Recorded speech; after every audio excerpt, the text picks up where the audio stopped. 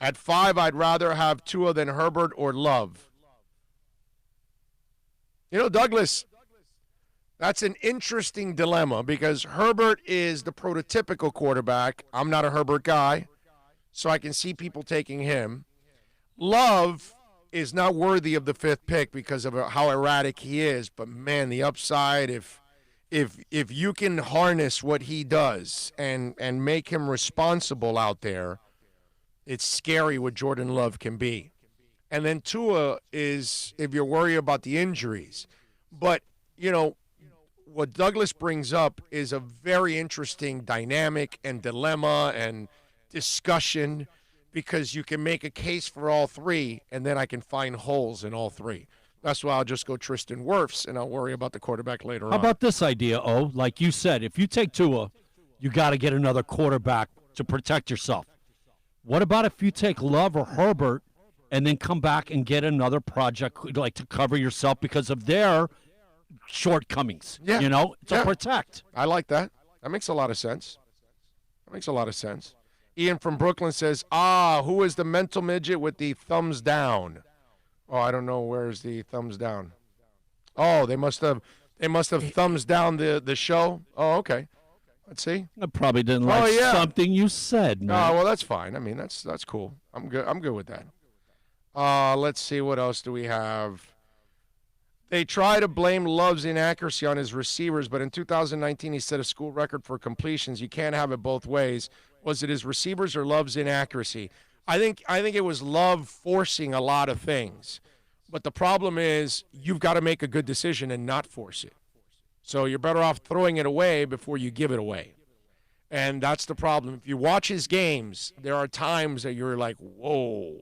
Is it not something that can be taught, Like, you got something to work with. You know what I mean? Yes. It's just he needs the classroom and schooling. Now, what I believe you can't work on is if you're just totally inaccurate and you miss players every which way possible.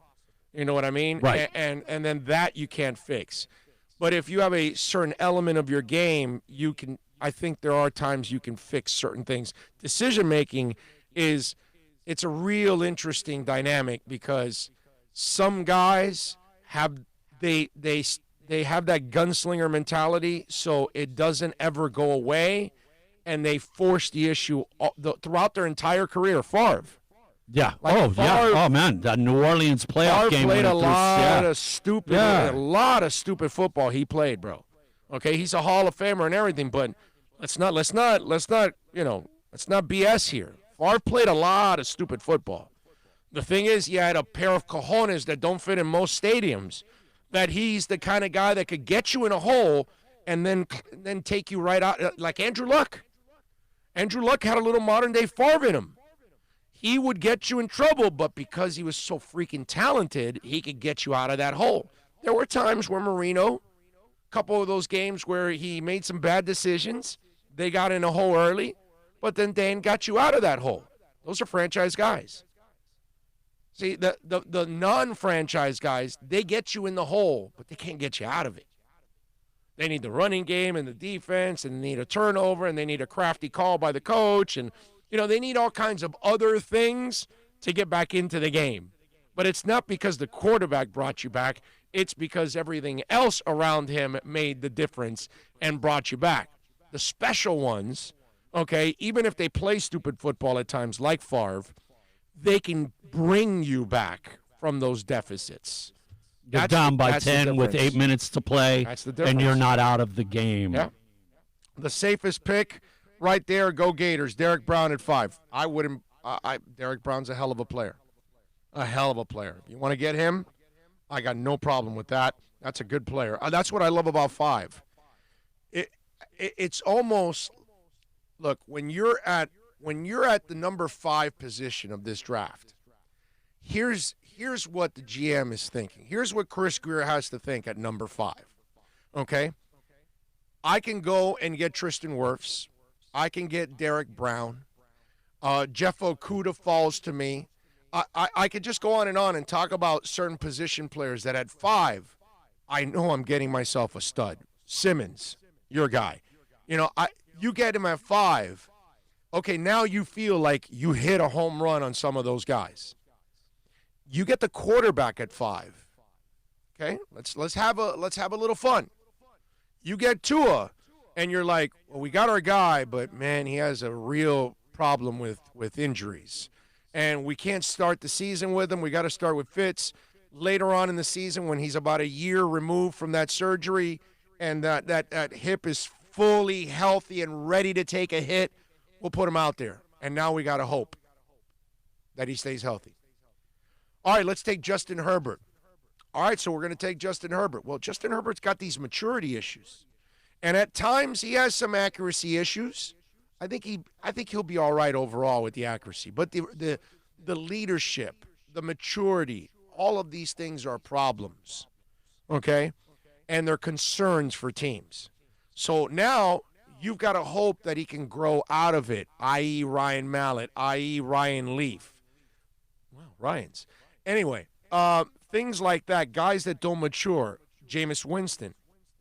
Jameis Winston does not mature.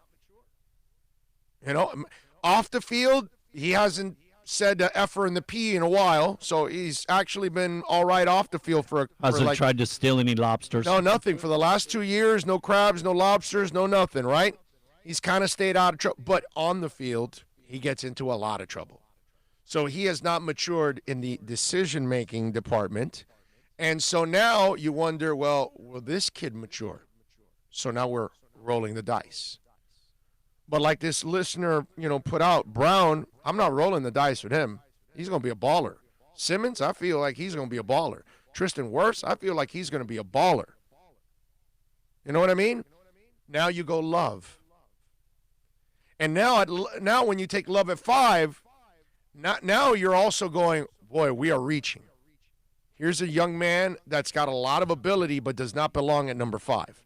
Because at number 5, I'm getting a plug-in player. Right?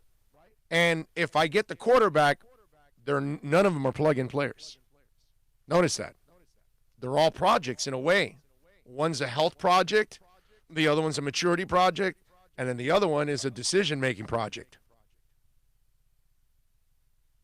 So now you have big questions when you draft all 3. Sure, your entire franchise changes if all 3 of them can stay healthy and find their game. Of course, you found your quarterback. But you have to be 100% sure because you're at 5. If you're at 15 or 25 and you're taking the quarterback, you've got to expect that he's got holes in his game. You understand? And at 18 or 25 or 29, the position player might have a little hole in his game, right? Because the top 4 or 5 offensive linemen are gone off the board by the time you're at 24. So that next lineman you're getting may have a little bit of a question mark. Good player, but still has a little bit of a question mark. But at 5, you could have gotten yourself the guy that you like. Franchise. Plug him in, let's start him. That's the dilemma you're in at 5. And I know the Dolphins need a quarterback, but you've got to be responsible to the point that when you do pick that guy, you can't take Ryan Tannehill at 8 and say, well, we'll teach him how to play the position. We'll teach him accuracy. We'll teach him pocket awareness. We'll teach him how to lead. We'll teach him how to, bring his teammates together and all that. Really? No, man. If I'm taking you at 8, it's because you're going to be Ben Roethlisberger. Except for the rape, allegedly. That's if I'm taking you at 5, if I'm taking you at 8, I need to feel like you're the guy. Like I've got no doubts. And that's where you're at with number 5. Bottom line, that 1 through 10, like you've talked about, there cannot be anything on your 15 checklist box that there's any not hit. No. And if you're not getting the full value of that pick. Right. If there are any holes. Well, I mean, we've done it enough. Yeah. That you don't get the guy. And because the guy doesn't have everything that you need. And then you keep taking these projects. You take a Deion Jordan. And it's like, okay, he wasn't worthy of that pick. And then you take a Ryan Tannehill, and he's not worthy of that pick. Ronnie Brown is a fantastic human being and a really good football player. He was not worthy of the number 2 overall pick. Just wasn't.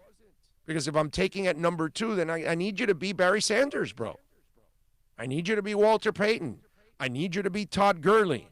I need you to be Zeke Elliott. That's where they took Zeke, right? Number 4 or 5 or something like that. The Cowboys. That's what when I'm taking you that high, you cannot be Ronnie Brown. He's good, not great.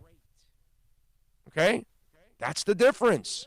That's why I told you that if you're going to take the position player later on, so if you take that quarterback that's a question mark and you pass up on one of the 4 best offensive linemen tackles, now you want to take one later on and those guys are gone. Now you took a quarterback with a hole in him and an offensive lineman with a hole in him. Okay? You see how that works? That's why I've told you guys from the get-go that I love the draft pick at number 5 because I know I'm going to get myself a hell of a player. But the quarterback, that's the question mark. You know what should make this decision even more moving in that direction? The fact that we have so many needs.